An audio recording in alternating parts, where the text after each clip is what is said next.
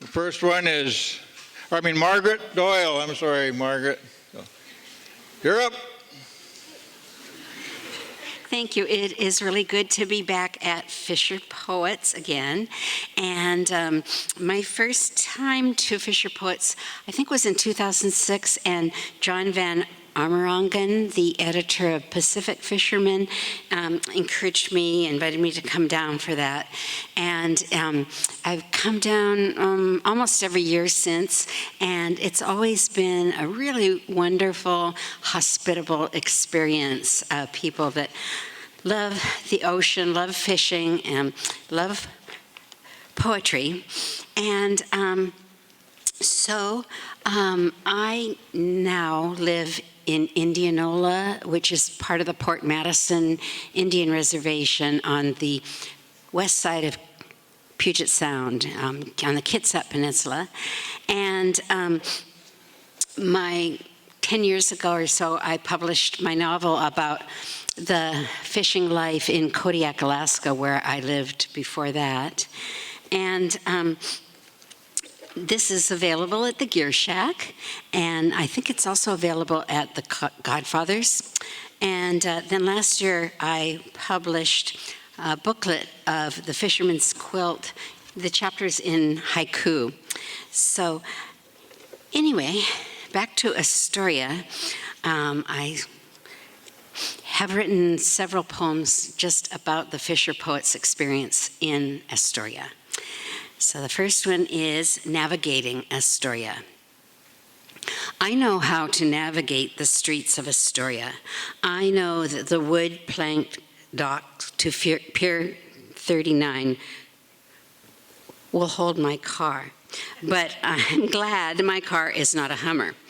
I make it to the first event, an art show of photographs and drawings and knives, poetry of other fisher folk. I buy a handmade ulu, a present for my saw and hammer mate, and gladly shake the hand of the fingerless knife maker. I'm happy that I do not have to dress up, that I am comfortable, and that I can flirt with all, because all flirting is letting people know you're happy to be with them. This old jacket worn last year had money in every pocket. I find more cash every time I dig into my pocket. I give some away, and then I get back more than I gave away. I'm free to write songs and poetry among other people who love words. I'm learning to protest consumption among those who are uncomfortably driven by conscience. At the songwriting workshop, with apologies to John Campbell, we seek and say the poetry sitting around with live human beings, asking the authentic questions and letting too much stuff in. Writing poetry is like learning the penny whistle on the boat, like making a musical instrument and throwing the failure into the fire, like hiding your writing under the carpet, shy to see the world your best work is ahead of you. The Godfather and the Fisher Poets welcome me and see my real life, the writer-woman who loves fishermen and the sea. What is this fishing thing? What is this ocean thing? This ocean thing goes all the way to China and back to Ireland. It's bigger than anything. So maybe God is an ocean, not a person. Maybe God just goes in and out. And sometimes God gives you fish and motion and life. And sometimes God drowns you and takes you from those you love and those that say, I love you. I say my poems out loud to myself, marking time. I go to read at the Voodoo Room. It's warm and dark and smells good of pizza bread and a slight tang. The poet before me, a plump old man, fell overboard in a storm, but he climbed back aboard and slept against his dog's flank until his boat is beached, and he's rescued by two women who warm him, sleeping naked on each side of him. At least that's what they tell him. But he doesn't remember. Girls of the new generation, still fishermen, take over the poetry. Yes, they too are tough and wild and decent and artists, fisher poets. I take the crowd and read my poems, my introductions work. And I say to the world, not like a blue-stocking virgin poet, but like a modest woman who's laying bare in her plain and simple self the everyday laughter, pain, and simple wishes. The audience responds to my work with ahs and applause, and then I trump myself with my latest poem, The Letter, based on the painting by Mary Cassatt of the wanton longings of a dear woman. We who still live, remembering the lost, and the waiting, hoping there's a future for the ocean and our children. We see the drunken, misguided hag stumble across the road as we wander through the dark, all the mystery defined by songs and work.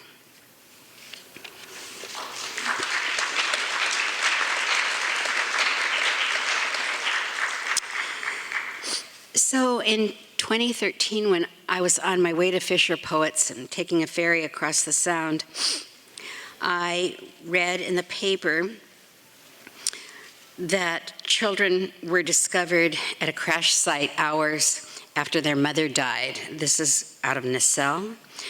And so that was pretty sobering. And as I drove along the road, I happened to come across this tree that had this huge scar in the trunk of it. And I thought, I wonder if that's the tree where that woman crashed.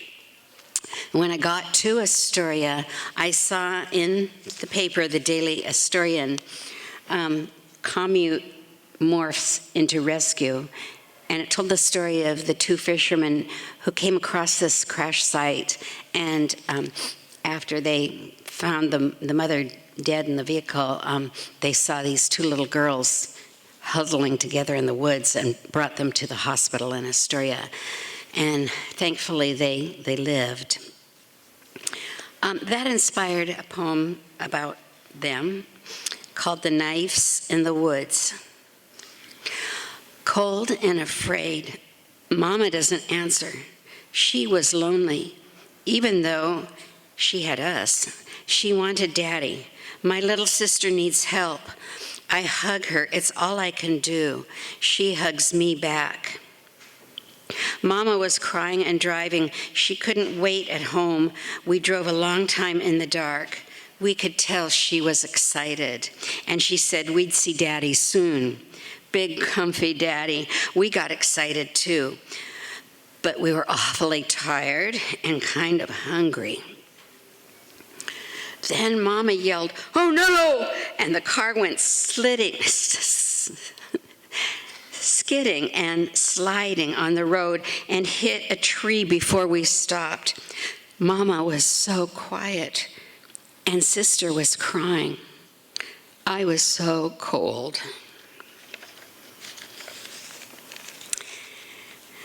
So, as I go back to my home and think about the fisher poets and the fishing life and the fisherman's quilt, then I think, then I write a poem called Daily I Fall in Love with Fishermen that's sort of inspired by two poems. One, Daily I Fall in Love with Waitresses by Elliot Freed, and Daily I Fall in Love with Mechanics by Susan Thurston. So daily, I fall in love with fishermen, with their Carhartt tuxedos and diesel perfume and expensive waterproof boots. I love how they leap from dock to deck, their sea dog legs taking flight like fat frogs. I love their muscle-bound shoulders, strong and unfailing as the Wailing Wall, their fingers roughly crocheting and embroidering the nets and traps that strain with the health of the catch. The hitch in their get-along from past missteps and broken leaps. Daily I fall in love with fishermen, with their curt, austere language and black and white take on life and death, and their hoorays and hallelujahs over good weather, fair sailing, hard work, and big catches. I love how they treat their friends with blind bonhomie, the comradeship of the straightforward in the inarticulate, all-powerful sea. They untie lines, prison-heavy chains though they may be, and sail away, not in dogged footsteps, but in gliding, churning swoops. They have partners and girlfriends and wives or children or mothers. They wipe kisses away with oil-blackened fingers. They know that unlike time and tide, the partners and girlfriends and wives and children and mothers will wait and give their men to the sea, patience being the perfect prayer. Daily I fall in love with fishermen. Their cigarettes dangling from muttering mouths, the smoke squinting their eyes, always giving backhand homage to never-ending pain. Daily I fall in love with fishermen. They are cavemen and poets, living real life and dreaming of a better one. And they always leave something more to want.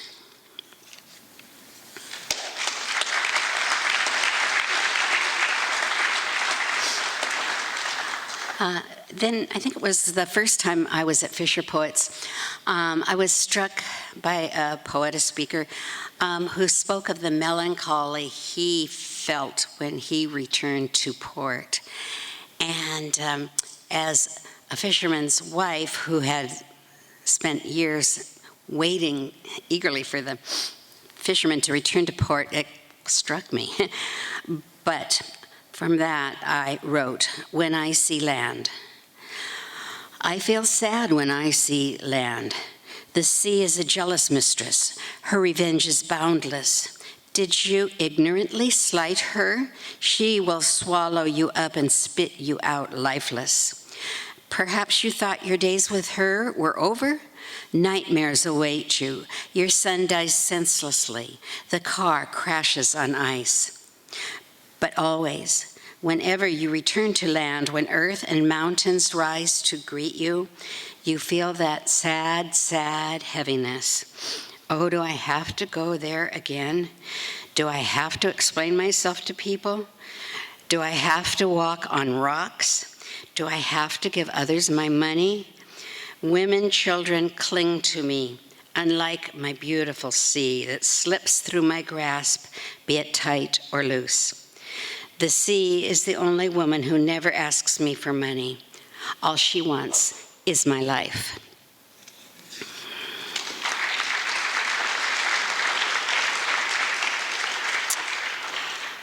Another part of the fishing life that always appeals to me is the naming of boats.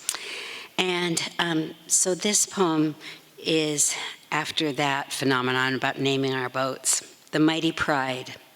The Mighty Pride, he called her, the woman that he owned. He loved her quiet strength and her useful, sturdy beauty.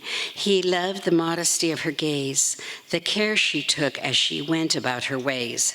He didn't mind that she tired working.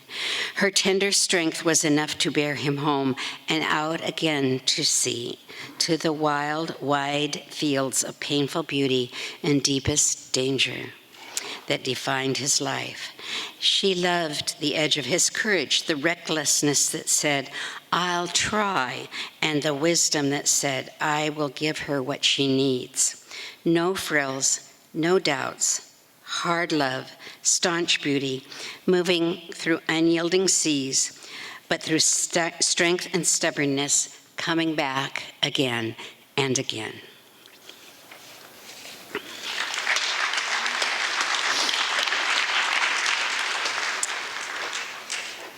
So the last poem tonight is called "The Letter," and it is based on this painting by Mary Cassatt called "The Letter."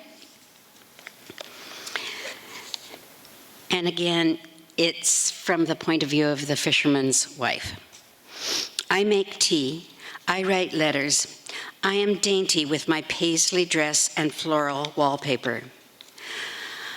But oh, my beloved, when you open this envelope sealed with my warm, wet lips, can you read through the tears blurring my words? Receive my love, take my heart. I will wrench it from my own soul to give wholly to you alone. If only you were with me to smile gently over a cup of tea, or to unveil my body for your blanket, a comforter to my quilt of tidy fabric and delicate shades of color. My want for you burns my heart and throat. I seek you in your home, in your children, in you. My tapestry unravels, each night my covering more threadbare. Each day I rise quietly. I heat water for tea and pin my hair close to my head and cover my wanton longing with modest dress. I simply write, longing to reach you with my neat hands, hungry lips, and simple song, all conveyed in this envelope.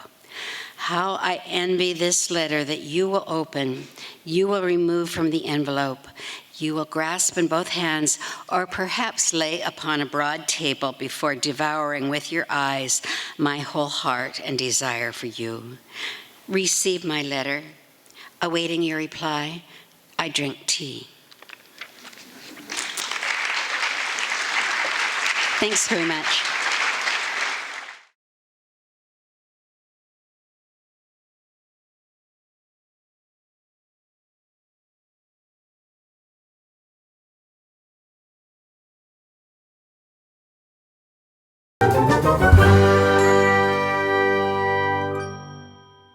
Excuse me, but do you have just a moment? Come over here. I just wanted to ask why you're going to the Fisher Poets gathering. Because it's a fabulous place to come to in the middle or end of February every year. So you've gone more than this time? Third year, yes, yes. Is there any highlights? The whole thing is a highlight. It's a joy. Yeah, it's really a fun place to be. Every time I come here, I get more and new creative inspiration from the folks that are up on stage. Are you a writer? No, A fisherman? at one time, no longer. I'm from Washington. I live up in Seattle area, but I lived in Cordova for many years.